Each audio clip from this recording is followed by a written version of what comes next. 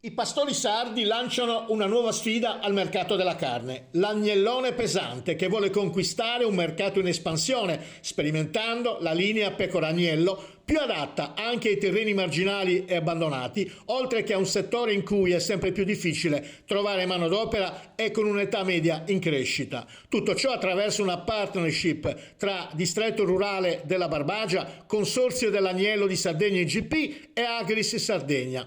Il progetto biennale consente di sperimentare degli incroci tra la pecora sarda e gli arieti di razze specializzate da carne, con gli obiettivi di aumentare la produzione di carne, eliminare dal mercato il 30% di agnelli da latte IGP e implementare l'esportazione dell'agnello verso i mercati esteri.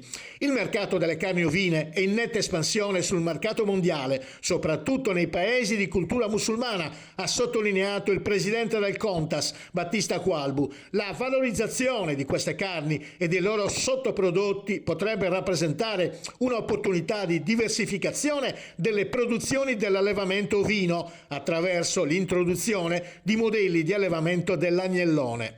I recenti studi di mercato infatti mostrano come ci siano ampi spirali di mercato per le carni ovine, soprattutto nei paesi di cultura araba, i quali sono i principali consumatori mondiali di carne ovina.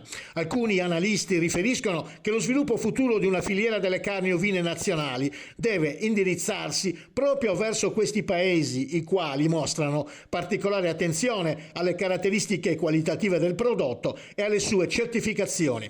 Tuttavia, questo mercato necessita di produzioni costanti durante l'anno, con protocolli di produzione standardizzati e animali di maggior peso.